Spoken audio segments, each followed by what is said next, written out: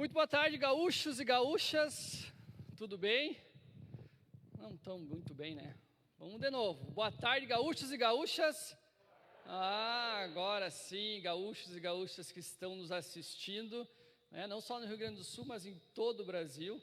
Sejam todos felizes, estejam felizes em cultuar o nosso Deus nesse dia, um dia diferente, um dia onde nós comemoramos, pode colocar aí, João Antônio, a nossa Revolução Farroupilha, ou Guerra dos Farrapos, né? Que durou 10 anos, de 1835 a 1845. Né? E hoje nós vamos ver as últimas marcas que Tiago nos fala no seu livro. E nós vamos estudar Tiago capítulo 5. E assim nós encerramos o estudo desse livro. Então, a Revolução Farroupilha, que por nós é comemorada, né? Alguns dizem que nós perdemos essa batalha, mas até podemos ter perdido, mas que fizemos um barulho danado por 10 anos, fizemos, né? E terminamos só os trapos mesmo, só os farrapos, né? Por isso que ficamos conhecidos como a Guerra dos Farrapos, porque em 10 anos não foi fácil sustentar a causa, mas está aí marcado na história. E gaúcho que se preze, né? Isso sempre, desde criança, foi me cobrado, tem que desfilar no 20 de setembro. Né? Eu não quero perguntar aqui quem já desfilou no 20 de setembro, mas eu quero provar que eu já desfilei. Apesar de estar aqui meio desajeitado com a minha roupa, né? Minha bombacha, ontem eu corri 5 quilômetros e dormi com 7 cobertores e de pala, para emagrecer um pouco, para poder entrar. Na minha bombacha, o meu colete está um pouco apertado ainda, mas deu certo, né? Então, hoje eu estou aqui, mas eu quero provar para vocês que eu desfilei no 20 de setembro, e foi lá em 1993, olha só, em cima de um caminhão, né? Eu era bem novinho, né? Era criança, no CTG 20 de setembro, lá em Santo Ângelo. Cadê eu? Estou aqui, ó. Ali, ó. Vocês acharam que não ia mostrar, né? Só não mudou as bochechas rosa, né? O resto tudo cresceu, né? Então, ali eu estou no lado daquele, o gaúcho Rambo, uma faixa vermelha amarrada na testa, né? Então, e do lado do gaiteiro, né? Eu fiquei ali no meio. Então, eu desfilei no 20 de setembro por 2 anos, né? No CTG 20 de setembro, lá em Santo Ângelo. Aprendi a dançar lá, a musiquinha do pezinho, né? Aí bota aqui, tinha que ter cantado essa, né? Para nós fazer uma apresentação, né? Mas quem sabe no próximo ano. Então, aprendi bastante coisa, fiquei pouco tempo no CTG, mas ainda guardo essa recordação do desfile de 20 de setembro. Mas vamos lá, as marcas que Tiago nos ensina, são 3 nesse capítulo 5. E eu peço que você abra sua Bíblia, se você já não abriu, né? Comentei antes, em Tiago capítulo 5, e nós vamos ver dos versículos 1 a 20.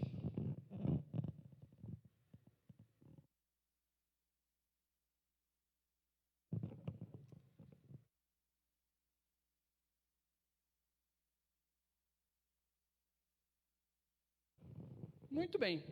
E a primeira marca que Tiago fala aqui, já no início desse capítulo, lembrando que você, quando estuda o livro de Tiago, ele vai se completando ao decorrer dos capítulos, né? E no capítulo 4, finalzinho dele, o pastor Lebedenko falou hoje de manhã sobre você se preocupar em aumentar os seus celeiros, em ter muita riqueza e não depender de Deus, né? Você contar com a sua sabedoria, com os seus braços, com a sua astúcia, inteligência, e você só planejar crescer financeiramente, ter grandes riquezas, prosperar, decidir, eu vou em tal lugar fazer tal negócio, eu vou crescer e vou fazer, mas sem depender de Deus. E no capítulo 5, ele inicia com essa marca de alerta, né, que o cristão não ama a riqueza, versículos de 1 a 6. Ele usa a riqueza em favor do reino de Deus. Não é errado você pensar em prosperidade financeira, e nós temos conhecidos pessoas que têm muitas posses e são considerados ricos, né? E na própria Bíblia nós temos diversos personagens que na época eram considerados de grande riqueza. Abraão era um homem de muitas posses, considerado rico na sua época. Nós temos também Jó, e então isso não é errado. O errado é quando a riqueza toma o lugar de Deus e você só pensa na riqueza. Tem ali a foto, né, quem lembra desse tempo, nós fomos, vamos dizer assim, lembrados no Dinheiro do Brasil com essa nota, com um gaúcho ali, aos fundos das ruínas de São Miguel das Missões. Então, uma das marcas genuínas da verdadeira fé é você não amar a riqueza. Então, não ama a riqueza. E vamos ler dos versículos 1 até o versículo 6, que diz assim: ouçam agora vocês ricos, chorem, lamente-se, tendo em vista a desgraça que lhes sobrevirá. A riqueza de vocês apodreceu, e as traças corroeram as suas roupas. O ouro e a prata de vocês enferrujaram, e a ferrugem deles testemunhará contra vocês, e como fogo lhes devorará a carne. Vocês acumularam bens nesses últimos dias. Vejam o salário dos trabalhadores que ceifaram os seus campos e que vocês retiveram com fraude, está clamando contra vocês. O lamento dos ceifeiros chegou aos ouvidos do Senhor dos Exércitos. Vocês viveram luxuosamente na terra, desfrutando prazeres e fartaram-se de comida em dia de abate. Vocês têm condenado e matado o justo sem que ele ofereça resistência. Será que é do meu que está ali no banco? Alguém falou alguma voz do além, né? Muito bem, então, uma das marcas que Tiago fala aqui no capítulo 5 é não amar a riqueza. Então, você que é cristão, você não ama a riqueza. Por quê? Olha só o que Tiago fala no decorrer desses 6 versículos. Ele dá 3 alertas. O primeiro deles é que quando você está amando a riqueza mais do que a Deus, você começa a reter essa riqueza. Você começa, como foi usado o exemplo hoje de manhã do celeiro, você começa a encher o seu celeiro, e você enche 1, você enche 2, ou no caso aqui você enche a sua conta, e você começa a comprar bens e a prosperar. Só que isso não é usado em favor do reino. Isso não é nem usado para você e para a sua família. Eu conheci irmãos do tempo que viajava pelas igrejas na Jumap e também tendo outras experiências missionárias, que eram considerados homens ricos mesmo, de muito dinheiro, de muitas posses. Mas eles não usavam isso em nada para o reino de Deus. Ainda reclamavam quando a igreja fazia os ministérios alguma promoção que tinha que ajudar, ou aqui, igual a gente faz aqui, a arrecadação de cestas básicas. Lá vem a igreja me pedindo dinheiro, ou eu tenho que entregar dinheiro novamente para ajudar as pessoas. Quando o Tiago fala aqui que as riquezas se acumularam e com o tempo isso vai passando, e como foi falado também hoje de manhã, você não sabe o dia de amanhã. E quando nós entendemos que a riqueza é de Deus, e Deus coloca nas nossas mãos para usar e desfrutar, não só abençoando a nossa família, não só abençoando o reino de Deus, mas também abençoando o próximo. Isso não pode ficar parado. Isso não pode ficar parado enquanto nós vemos o próximo na necessidade. O segundo alerta que Tiago faz aqui nesses versículos é que quando você consegue riquezas, você ama tanto a riqueza, o dinheiro, que você passa por cima dos outros. Ali ele vai falar que muitos ficaram ricos, construíram a sua riqueza, explorando os seus trabalhadores. Quando nós olhamos a história da Revolução Farroupilha, das questões que motivou essa revolução foi a exploração, a taxação dos produtos produzidos aqui no Rio Grande do Sul. E com isso, aqueles que produziam tinham que vender a um preço mais caro e acabaram perdendo lucro, e com isso acabava se explorando muito mais os trabalhadores, e isso foi um dos motivos que causou essa grande revolta.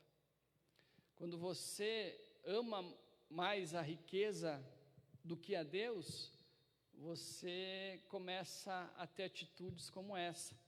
E isso é uma marca não positiva, mas sim negativa, onde você explora funcionários, pessoas, onde você passa por cima de pessoas para aumentar a sua riqueza. E isso, Tiago diz que não é aconselhável, não é correto e não é uma marca positiva de quem segue a Deus. A terceira situação que ele coloca aqui nesses versículos é que quando a riqueza faz com que você comece a comprar lugares ou comprar pessoas, tribunais, juízes para o seu benefício. Nós acompanhamos na história e vivemos hoje. Você deve ter visto durante a pandemia relatos nos noticiários de pessoas que cobravam, autoridades que cobravam várias regras e questões que você deveria obedecer, mas quando foram fiscalizados, eles queriam pagar a sua liberdade ou pagar a sua não obediência às regras que eles colocavam para que todos cumprissem. A gente cansou de ver pessoas, autoridades falando na questão do uso de máscaras, dos cuidados, de aglomerações, mas lá nas suas mansões, fazendo altas festas, saindo sem nenhum cuidado, e quando filmadas, quando interrogadas sobre a respeito dessas atitudes, elas, mas quem você está falando? Você não sabe com quem você está falando. Eu sou fulano de tal, eu tenho muito dinheiro, você sabe com quem você está falando? Eu sou juiz, eu sou deputado. E assim vai cada vez aumentando os cargos, se aumenta talvez a possibilidade de dizer que você está acima de outras pessoas.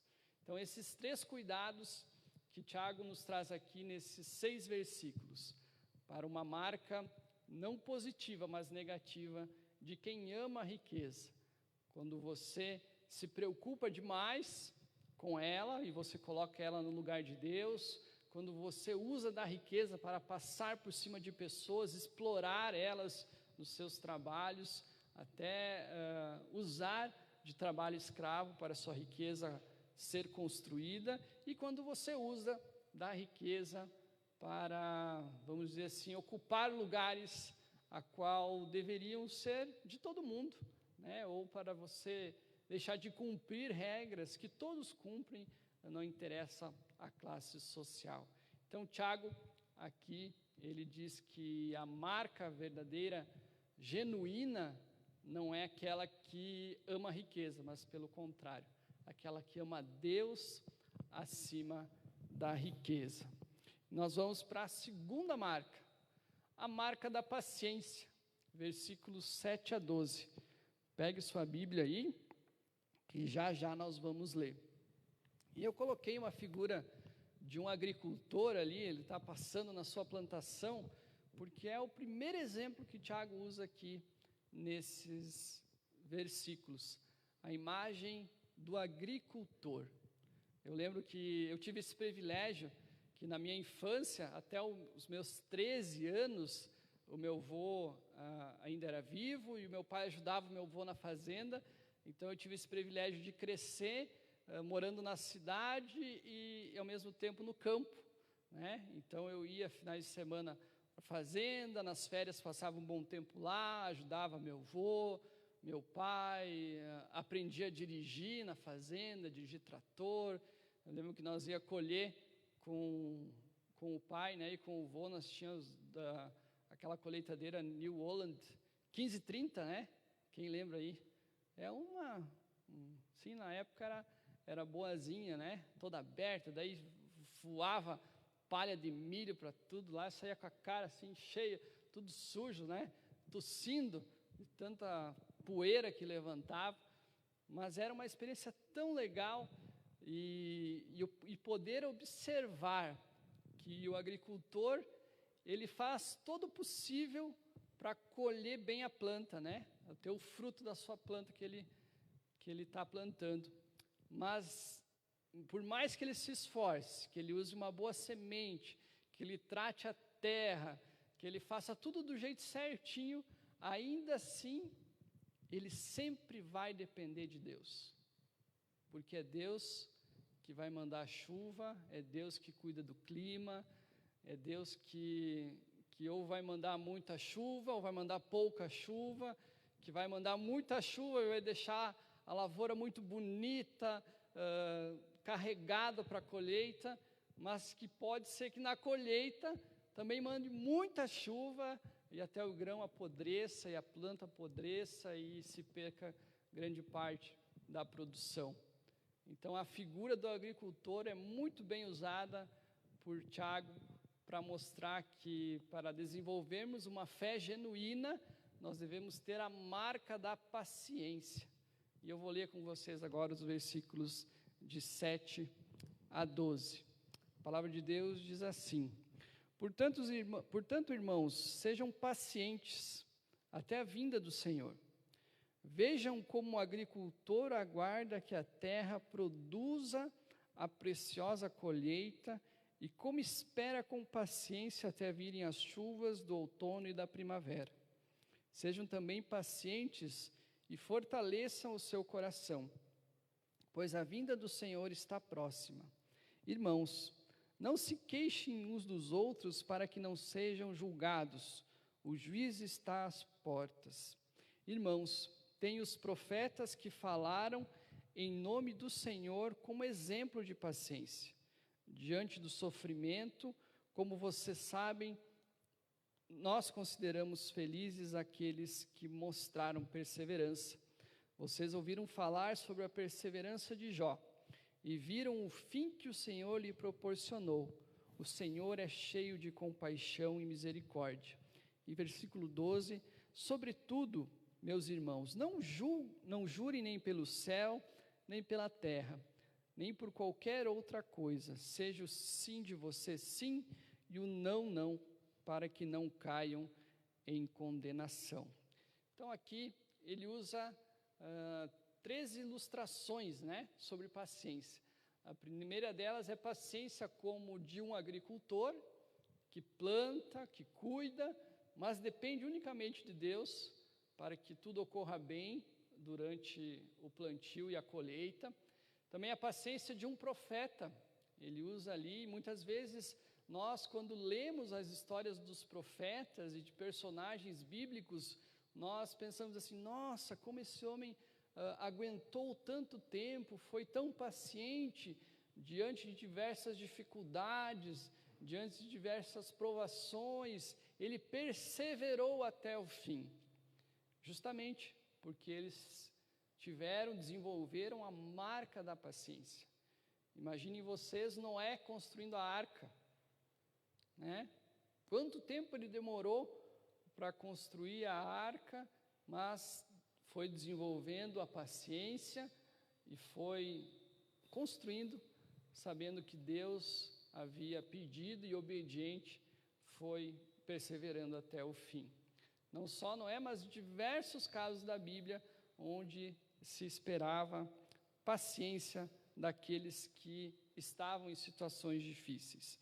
Se uma pessoa é impaciente, ela nunca deve ser um agricultor. É verdade. Porque se você planta e não tem paciência de esperar a colheita, você vai se frustrar. Você vai frustrar suas expectativas.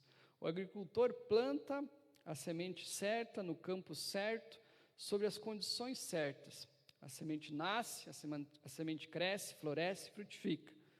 O agricultor não tem nenhum controle sobre o tempo, muita chuva pode danificar a lavoura, falta de chuva pode botar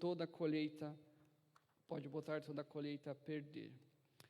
A vontade de Deus jamais levará você onde a graça de Deus não possa lhe sustentar. No momento que nós esperamos, nós temos paciência, a graça de Deus nos sustenta. A graça de Deus está em todos os momentos a qual nós esperamos pacientemente.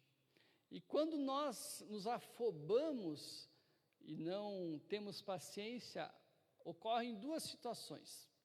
A primeira delas é que nós começamos a julgar uns aos outros. E Tiago vai falar aqui, deixa eu voltar no versículo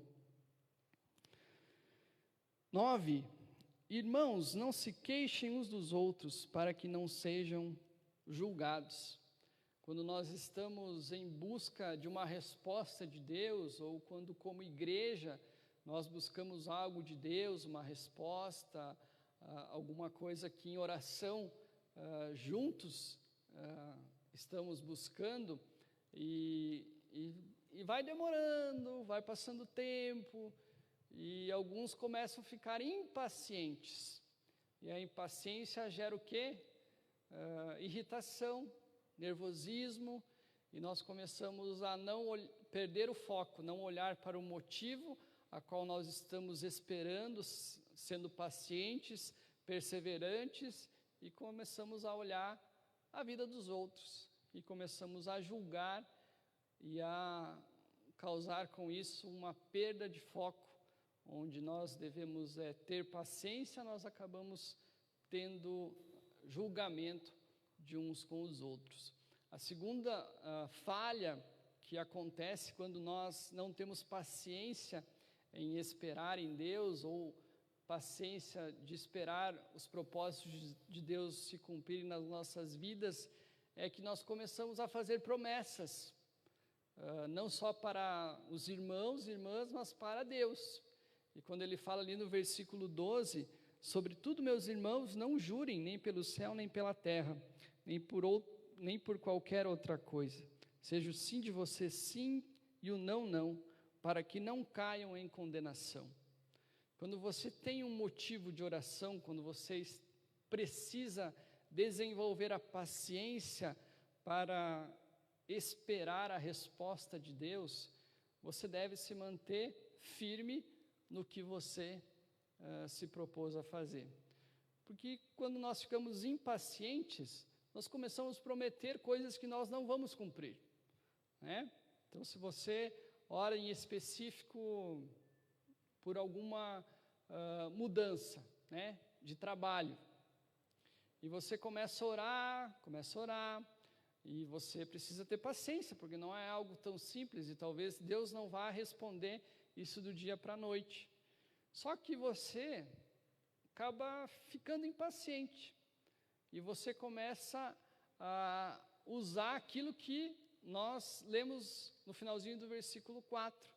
Você começa a tomar suas próprias decisões, você começa a fazer as suas promessas, dizer, se Deus não me der uma resposta sobre o trabalho, eu prometo que eu vou fazer daqui um mês tal coisa. Eu prometo que eu vou sair daqui um mês ou daqui 2 meses, e daí eu vou esperar a resposta de Deus. E passa esses 2 meses, e você pensa, pois não era bem assim. Eu sei que Deus, eu prometi para o Senhor que eu ia sair como prova da sua resposta, para esperar melhor a sua resposta, mas não aconteceu, e você fez promessas, e o seu sim acaba virando não, e o seu não acaba virando sim. Quando nós caímos na impaciência, nós começamos a fazer promessas, nós começamos a usar de falsas ações, na qual que no final nós não vamos cumprir. Conhece aquele jovem que termina um namoro, e ele fala assim, e agora eu não vou mais namorar, eu vou orar, e vou esperar no Senhor, e eu só vou namorar daqui 1 ano. Passa 6 meses, o que acontece? Começa a namorar, Tá, mas você não ia namorar daqui 1 ano, você não ia esperar pacientemente pela resposta de Deus, se era para você entrar num relacionamento ou não? Ah, pois é, mas eu entendi que Deus botou ali a oportunidade agora, veio antes, né, a resposta, né? Então, foi rápido, não foi 1 ano, foi 6 meses. Então, o seu sim virá não e o seu não virá sim. Quando nós não temos paciência em esperar em Deus, nós começamos a falhar dessa forma. Vamos usar o exemplo de Jó para falar sobre paciência. Jó esperou pacientemente no Senhor e Deus o honrou. Você não vê Jó falando: Senhor, se eu prometo que se você me tirar dessa situação, daqui 1 semana, eu vou fazer uma caminhada até uma tal cidade. Em nenhum momento você vê Jó fazendo isso.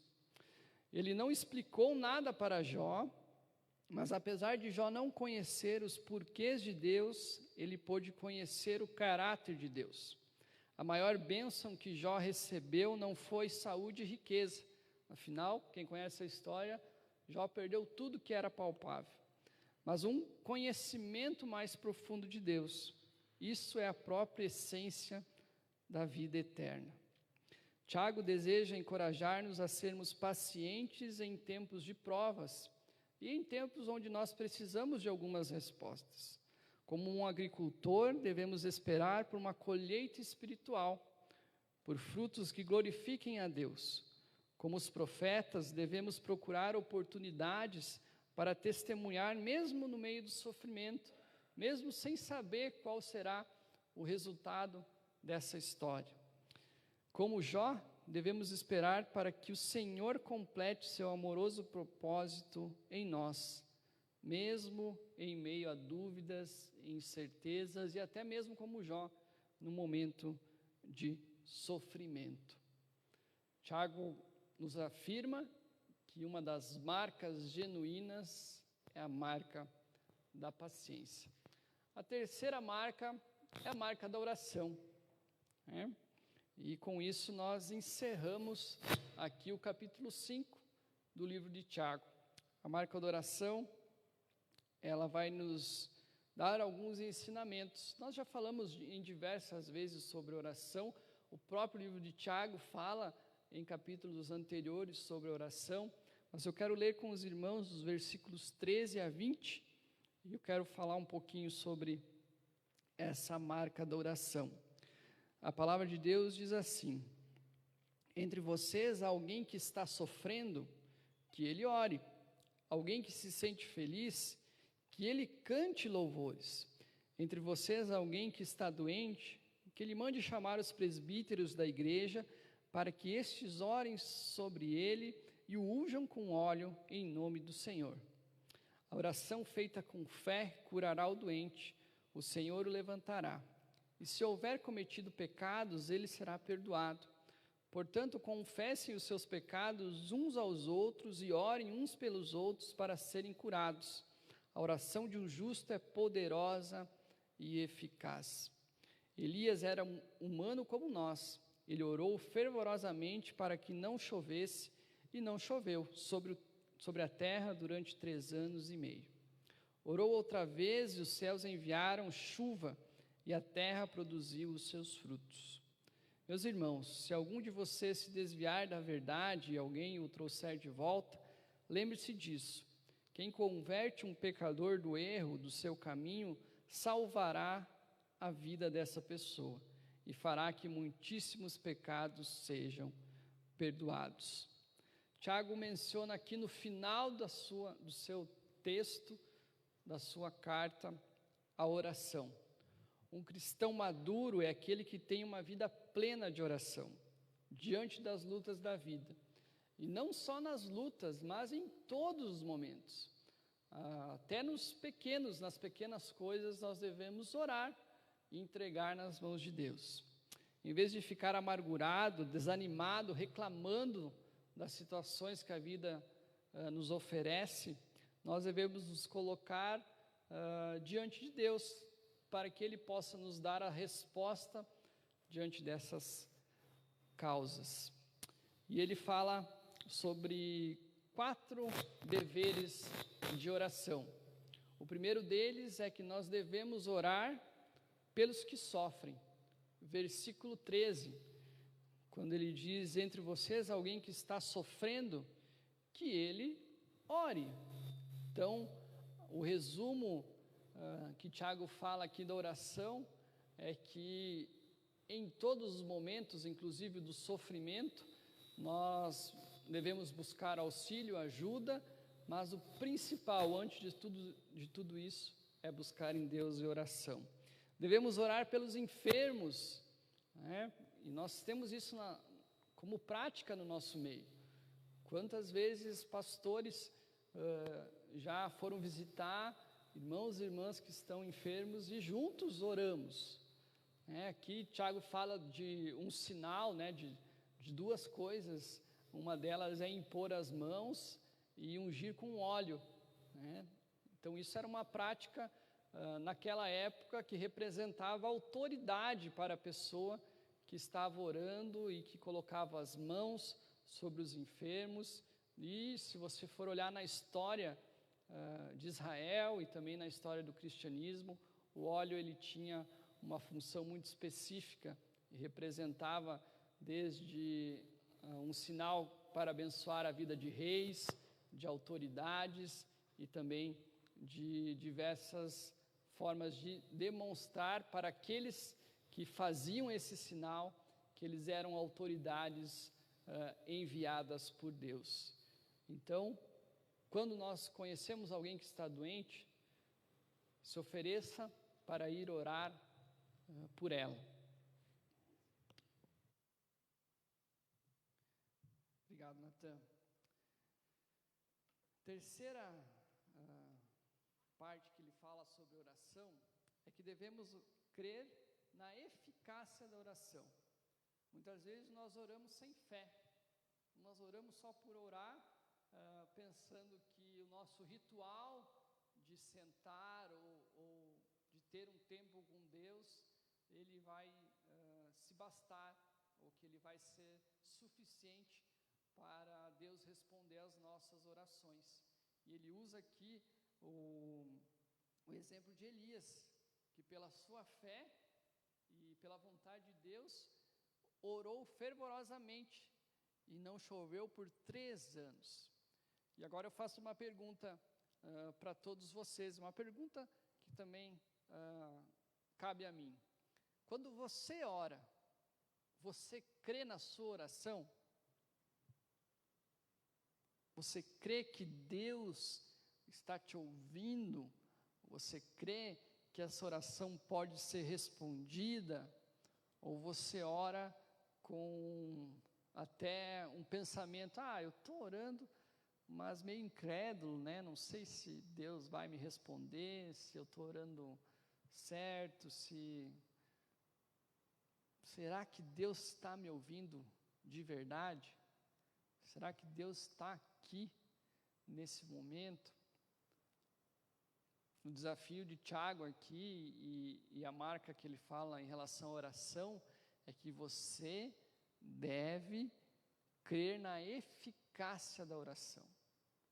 E quando você começa a crer que a oração ela tem um sentido e Deus está ouvindo e respondendo a oração, você acaba orando por todas as coisas, desde as pequenas até as maiores. Muitas pessoas oram só no momento de talvez dificuldade ou de precisando de uma grande resposta. Mas Deus, Ele quer que você entregue todas as coisas a Ele.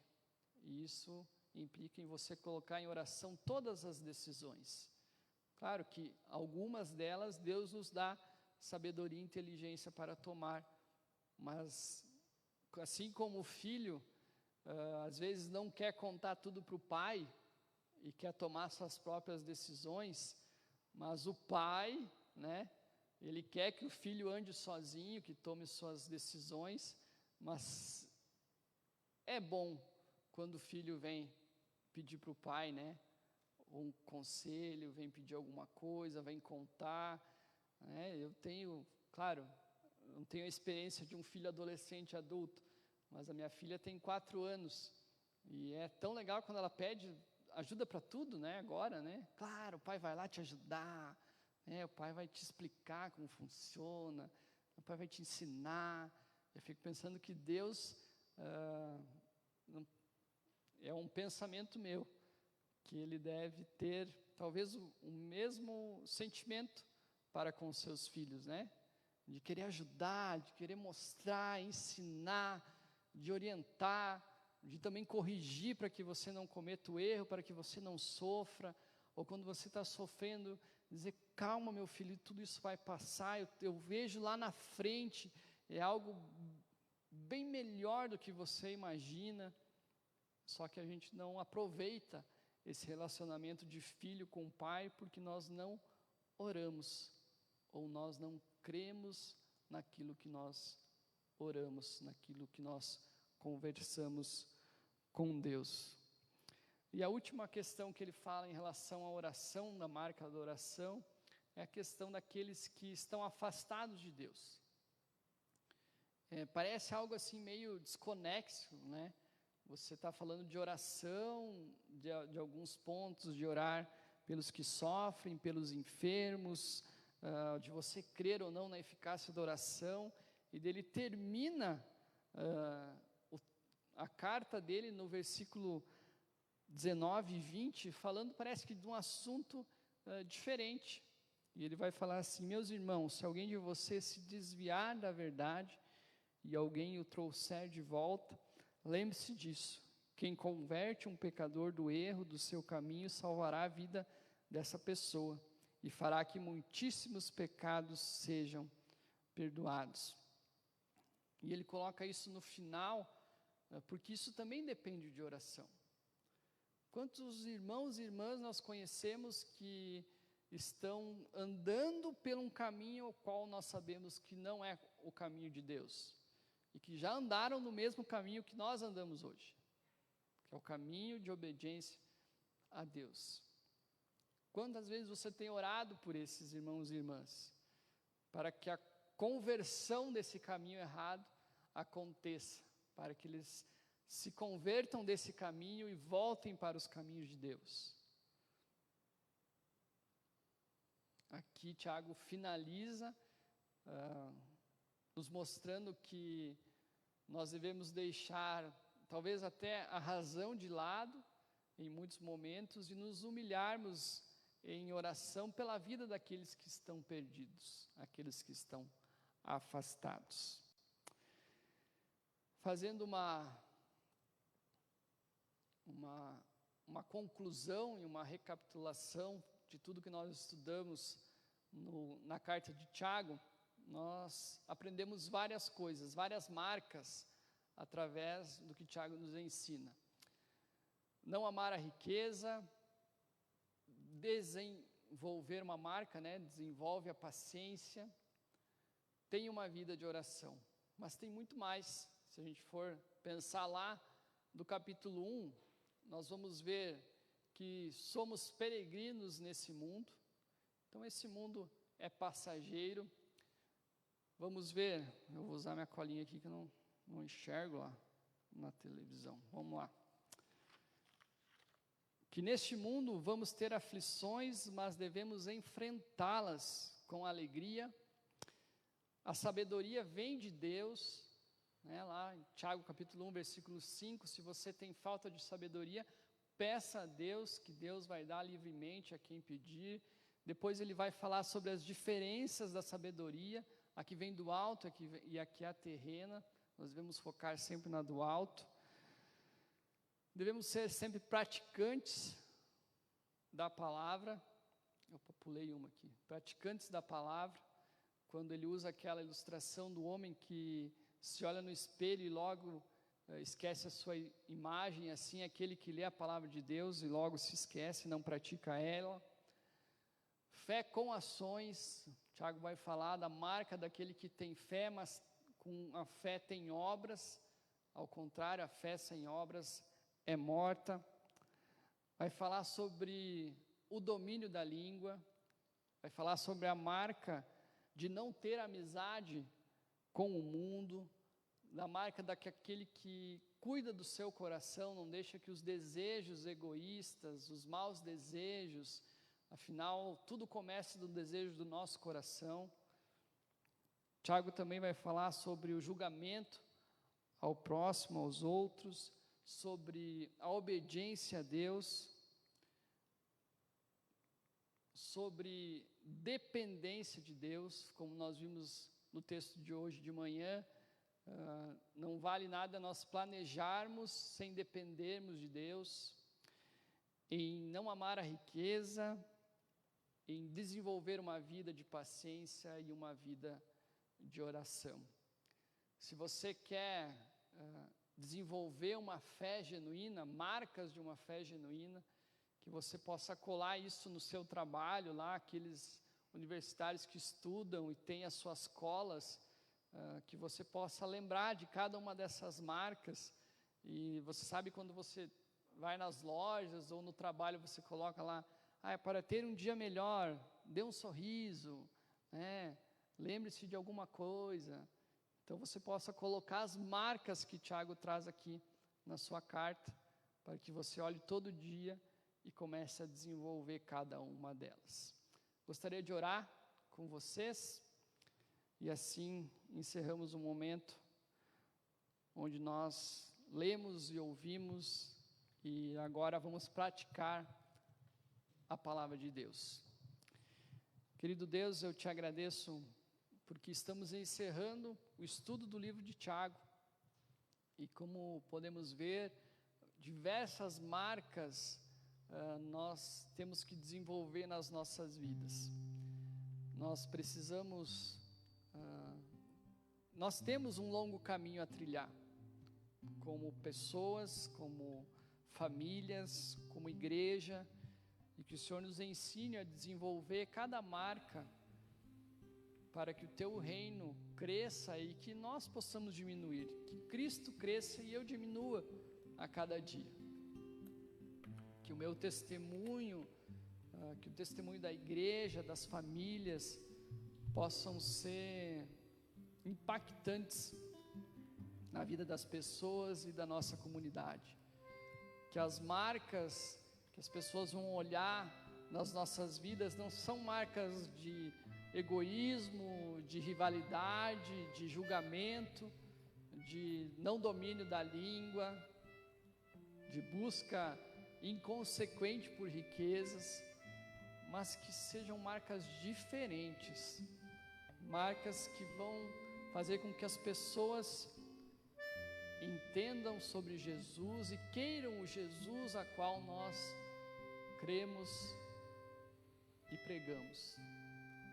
Que o Senhor nos abençoe nesse dia, que no início da semana a gente possa lembrar dessas marcas diariamente, e naquela que nós temos dificuldade, que o Senhor venha nos dar sabedoria, que o Senhor venha nos dar entendimento, força para mudar, e que o Teu Espírito Santo esteja falando aos nossos corações. Essa é a minha oração em nome do Teu Filho Jesus. Amém.